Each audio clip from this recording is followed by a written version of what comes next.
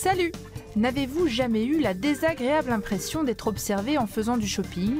La réponse est peut-être dans les yeux de ce mannequin. Si, regardez bien, il y a une caméra. Des silhouettes anonymes qui attendent de prendre vie sous les lumières froides d'une boutique de mode.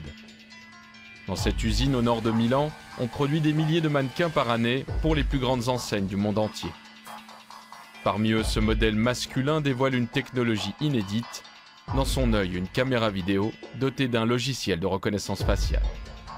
La caméra et le logiciel, en lisant les visages des personnes, sont capables de donner les statistiques sur les personnes de façon anonyme. C'est-à-dire, les mannequins ne vont pas reconnaître Max Catanese, les mannequins vont dire qu'il y a un adulte européenne qui est passé en face du mannequin à 15 h de l'après-midi. De ce jour-là, il est resté 10 minutes en face du mannequin.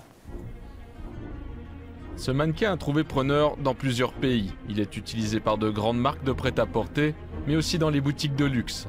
Les données qu'il livre en temps réel sont utilisées pour mieux connaître la composition et le comportement de la clientèle.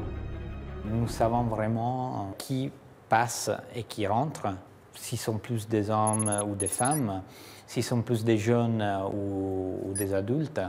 Et après, viser une campagne marketing ou changer les positionnements à l'intérieur des boutiques, du matériel ou faire des promotions à certaines heures. Pour des raisons de protection de la sphère privée, les magasins ont l'obligation d'informer les clients qu'ils sont filmés et le logiciel ne fournit pas les captures d'images.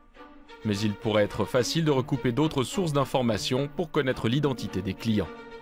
On est capable de le faire, ce n'est pas une fonction que nous avons dans les mannequins aujourd'hui, mais la possibilité de le faire, donc de reconnaître la personne, il y a déjà à niveau technologie. Il y a des pays où on pourrait déjà le faire, par exemple en Chine, il n'y a aucun souci dans ce cas-là. Mais il y a des autres pays où la loi ne le permet pas. Plus proche encore de la sphère privée, le système de reconnaissance faciale pour webcam, développé par une société suisse.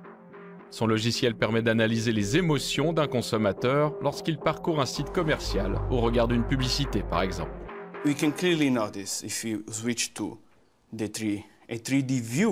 Si nous passons à une vue en 3 dimensions de mon visage, nous pouvons clairement voir que la taille de ma bouche est beaucoup plus large que d'habitude.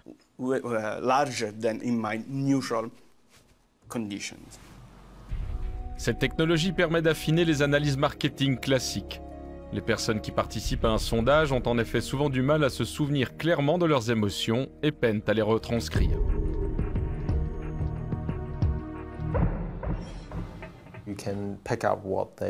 Nous capturons ce dont les gens ne se souviendront pas de manière consciente. Vous avez souvent des émotions très claires dont les gens sont capables de se souvenir, comme des événements émotionnels très forts. Mais souvent, de nombreuses publicités jouent en dessous de ce niveau-là. La société a décroché plusieurs contrats à l'étranger, notamment avec une banque néo-zélandaise. Les internautes ne sont pas filmés sans leur consentement. Les ultimes verrous qui protègent la sphère privée des consommateurs sont encore régis par des lois très strictes. Une situation qui pourrait bien évoluer.